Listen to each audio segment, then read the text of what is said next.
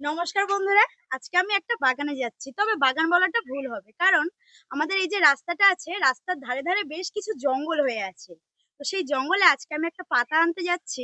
পাতাটা দিয়ে দারুণ একটা রেসিপি তৈরি করে আপনাদেরকে দেখাবো। আর সেই পাতাটা প্রথমে আপনাদেরকে একটু আমি দেখিয়ে দিই, চলুন। এই দেখুন, রাস্তার ধারেই কিন্তু যে জঙ্গলগুলো হয়ে আছে সাইডে সাইডে, সেগুলোতেই কিন্তু হয়ে আছে।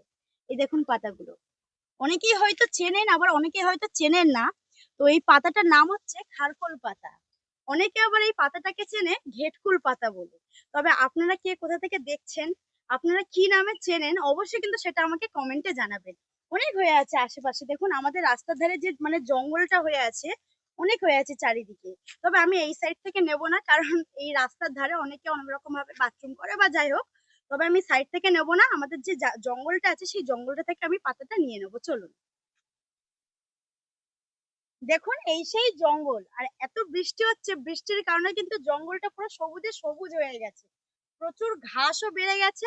তবে এই জঙ্গলের মধ্যে কিন্তু সেই পাতাটা হয়ে আছে, প্রচুর হয়ে আছে। এই দেখুন, চারিদিকে কিন্তু এই পাতাগুলো হয়ে আছে। আর এই পাতা দিয়ে যে পথটা আজকে আমি আপনাদেরকে বানিয়ে দেখাবো, সেই পথটা খেতে এতটা সুস্বাদু হয়। আর সেটা যদি একটাই পদ হয়, আলাদা করে কিন্তু আর অন্য কোনো পদও লাগবে না, একতলা ভাত সেই পদটা দিয়ে কিন্তু খাওয়া হয়ে যাবে। তো আমি এবার এই পাতাগুলোকে তুলে নেব। দারুণ লাগে কিন্তু খেতে বন্ধুরা। তো বন্ধুরা, আপনাদের হয়তো আশেপাশে জঙ্গলগুলোতে এরকম হয়তো পাতা হয়ে আছে, তবে আপনারা হয়তো চেনেন না। দেখুন, এই গাছগুলো কিন্তু এরকমই হয়। তো আপনারা হয়তো চেনেন না, তবে যারা কখনো খাননি, একবার আমার এই ভিডিওটা দেখে আপনারা বাড়িতে বানিয়ে খাবেন, দেখবেন দারুণ টেস্ট হয়। একবার খেলে কিন্তু বারবার বানিয়ে খেতে ইচ্ছা করবে। তো আমি এই পাতাগুলো কিছুটা তুলে নেবো, নিয়ে তারপরে আপনাদের সাথে আমার রান্নাঘরে দেখা হচ্ছে।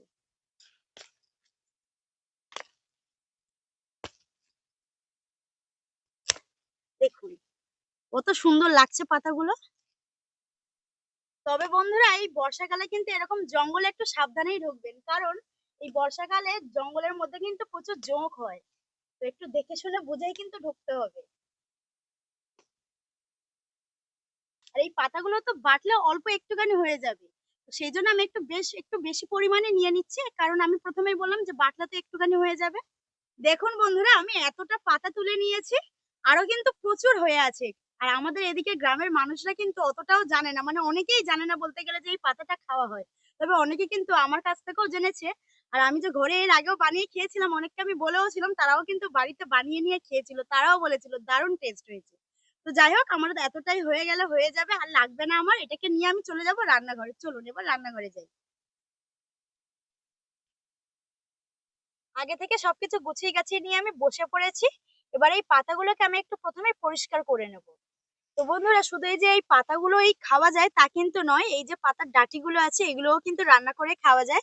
তবে আপনারা হয়তো ভাবছেন যে এই পাতাটা দিয়ে আজকে আমি কি বানাবো। বন্ধুরা, আজকে আমি আপনাদেরকে এই পাতাটা দিয়ে পাতা বাটা বানিয়ে দেখাবো। এই পাতা বাটার স্বাদটা এতটা সুন্দর হয়, আপনারা যদি না খান তাহলে কিন্তু বিশ্বাসই করতে পারবেন না। তো আমি কিভাবে বানাবো সেটা কিন্তু আপনারা দেখতে থাকবেন, একটু স্কিপ করবেন না। এই দেখুন বন্ধুরা, কিছু কিছু পাতার পেছনে কিন্তু এরকম ভাবে জাল হয়ে গেছে। তো এইগুলোকে কিন্তু আমি নেবো না, বাদ দিয়ে দিচ্ছি। আর আমি কিন্তু আজকে অনেকটা পাতা তুলে নিয়েছি, সেই কারণেই কিন্তু আজকে আমি ডাঁটিগুলো নিচ্ছি না। তবে আপনারা চাইলে কিন্তু এরকম ডাঁটিগুলো নিয়েও কিন্তু পাতার সাথে বাটতে পারেন। তো আমি এইভাবে কিন্তু বেছে বেছে পাতাগুলোকে আলাদা করে নিচ্ছি। বন্ধুরা, এই খারকোল পাতার ডাঁটাগুলো যে শুধু পাতার সাথে বেটেই খাওয়া হয় তা কিন্তু নয়। এই ডাঁটাগুলো দিয়ে কিন্তু চচ্চড়িও করা যায়, মানে আমরা যে কচুর লতি চিংড়ি মাছ দিয়ে চচ্চড়ি করি, বা শাপলা গুলো যে চচ্চড়ি করি, ঠিক সেরকম ভাবেই কিন্তু এই ডাঁটিগুলোকেও চচ্চড়ি করে খাওয়া যায়, দারুণ স্বাদ হয়।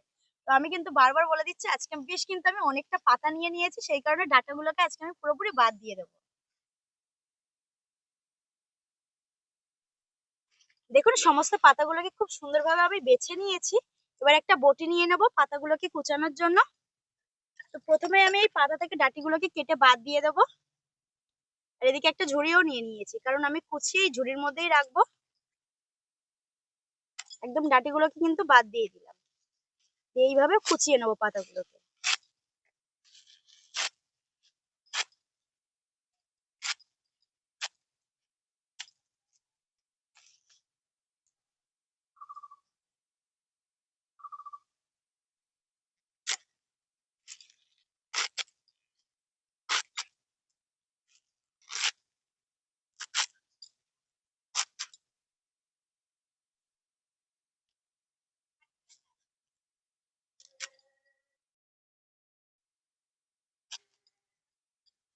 পুরো পাতাটাকে আমি কেটে নিয়েছি। তবে এই এতগুলো পাতাটাকে বাটার পরে কিন্তু একটুখানি হয়ে যাবে। তো দেখুন আমি কিন্তু পাশের একটা গামলিতে জল নিয়ে নিয়েছি। এবারে এই গামলির মধ্যে আমি এই পাতাগুলোকে ধুয়ে নেব। এইভাবে ভালোভাবে কিন্তু ডুবিয়ে ধুয়ে নিচ্ছি। একটু কচলে কচলে ধুয়ে নেবো এইভাবে। সবসময় বৃষ্টি হতেই আছে, পাতা কিন্তু পরিষ্কার, তাও ধুয়ে নিলাম, কেন গাড়ি ঘোড়া ধুলো বালি রাস্তায়, ধুয়ে নেওয়াই ভালো। ভালো করে ধুয়ে নিয়েছি, এবার আমি তুলে নেব।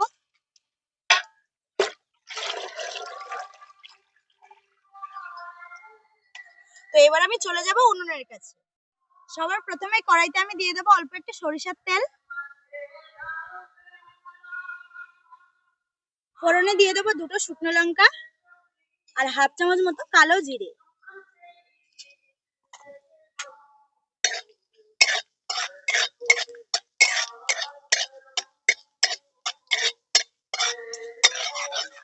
ফোড়নটা ফুটে উঠেছে, এবার আমি দিয়ে দেবো এর মধ্যে বেশ কিছুটা রসুনের কোয়া। তো এই পাতা বাটাটাতে কিন্তু রসুন কোয়াটা যতটা পরিমাণ বেশি দেবে তত কিন্তু খেতে বেশি ভালো লাগবে। তবে পাতার পরিমাণটা বেশি থাকবে, তবে বেশি করে রসুনের কোয়াটা দিতে হবে। এবার রসুনটাকে একটু ভালোভাবে ভেজে নেব প্রথমে। এখন রসুনটা একটু ভাজা ভাজা হয়ে গেছে আর খুব সুন্দর একটা কিন্তু গন্ধও উঠছে। তো ঠিক এই সময় আমি এখানে দিয়ে দেব 4-5টা মতো কাঁচা লঙ্কা। আপনারা যদি ঝালটা বেশি খেতে চান সেক্ষেত্রে কিন্তু ঝালের পরিমাণটা বাড়িয়ে দিতে পারেন। আর 2টো মিডিয়াম সাইজের পেঁয়াজ আমি এইভাবে কুচিয়ে নিয়েছি, তো এটাকেও দিয়ে দিচ্ছি। এগুলোকেও হালকা একটু ভেজে নেব।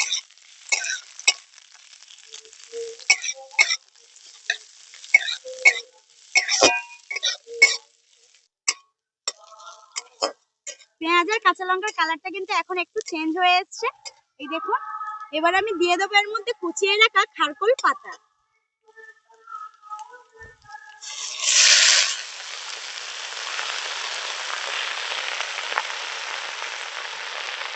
পাতাটা কিন্তু কড়ার মধ্যে দিতেই দেখুন পুরো ভরে গেল, তবে আস্তে আস্তে কিন্তু একদম অল্প হয়ে যাবে, এইভাবে থাক। এবার আমি এর মধ্যে দিয়ে দেবো অল্প একটু লবণ, পরিমাণ মতো লবণটাকে দিতে হবে, কারণ শাকগুলো কিন্তু একদম অল্প হয়ে যাবে। আর দিয়ে দেবো সামান্য একটু হলুদ গুঁড়ো। আপনারা চাইলে নাও দিতে পারেন, তবে হলুদ গুঁড়োটা দিলে কালারটা কিন্তু সুন্দর আসবে। তো এবার সবকিছু আস্তে আস্তে এইভাবে আমি নাড়তে থাকবো। এই দেখুন আস্তে আস্তে কিন্তু পাতাটা অল্প হওয়া শুরু হয়ে গেছে, দেখুন হেজিয়ে যাচ্ছে।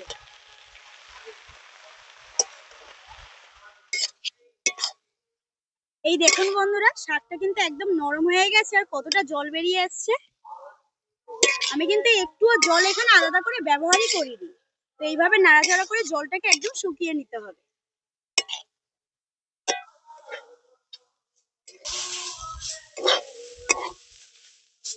শাকের মধ্যে কিন্তু আর একটুও জল নেই, একদম শুকিয়ে গেছে দেখুন। আর শাকের কালারটাও কিন্তু দারুণ চলে এসেছে। তো এবারে আমি এই শাকটাকে তুলে নেবো একটা প্লেটের মধ্যে।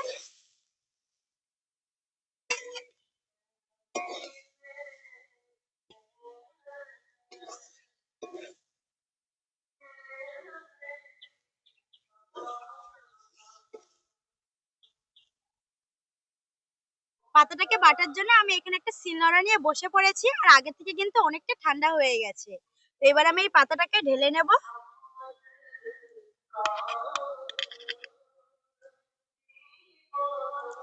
এবার আস্তে আস্তে এইভাবে বেটে নেব।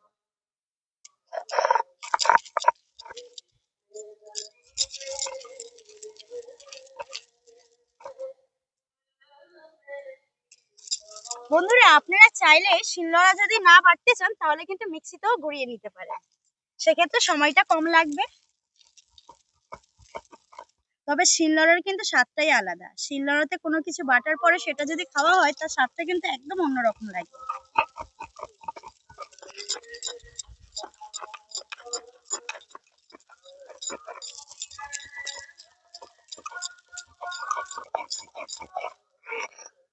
আরো একবার পাতাটাকে আমি বেটে নেব, দিলে একদম মিহি হয়ে যাবে।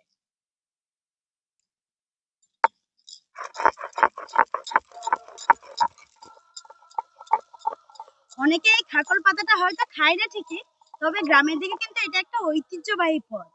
এই পাতা বাটাটা থাকলে কিন্তু আর অন্য কোনো পদই লাগে না, এই একটা পদ দিয়েই পুরো ভাত খাওয়া হয়ে যায়।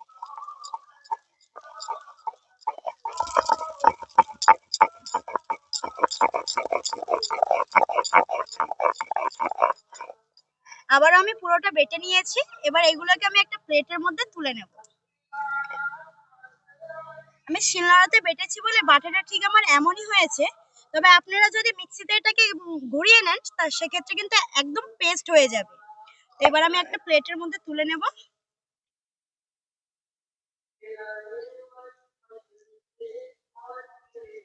তো আমি এটা তো বেটে নিয়েছি, তবে এর মধ্যে আরো দুটো জিনিস আমি ব্যবহার করব। তো এখানে আমি নিয়ে নিয়েছি অল্প একটু চিনি, এতে করে কিন্তু খেতে ভালো লাগবে, মিষ্টি মিষ্টি লাগবে। আর আরেকটা জিনিস দিয়ে দিচ্ছে, সেটা হচ্ছে কাঁচা সরিষার তেল। এটা দিলে কিন্তু টেস্টটা আরো বেড়ে যায়, একদম গরম ভাতে কিন্তু খেতে দুর্দান্ত লাগে। এবার খুব ভালোভাবে চিনি আর কাঁচা সরিষার তেল সাথে কিন্তু ভালোভাবে মিশিয়ে নেব।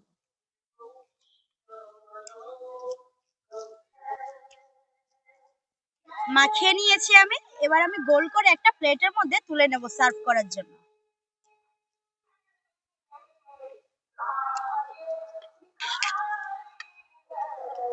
এদিকে একটা প্লেট নিয়ে নিয়েছি আমি, তার মধ্যে সার্ভ করে নেব।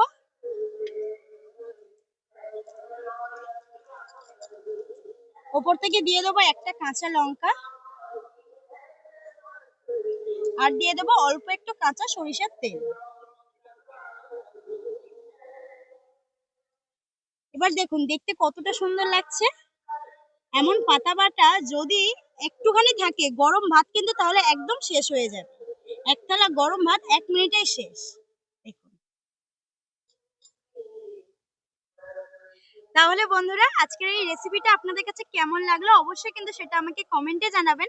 আর আপনাদের ভালো লাগলে অবশ্যই আমার এই ভিডিওটাকে শেয়ার করে দেবেন, আর চ্যানেলটিকে সাবস্ক্রাইব করতে ভুলবেন না।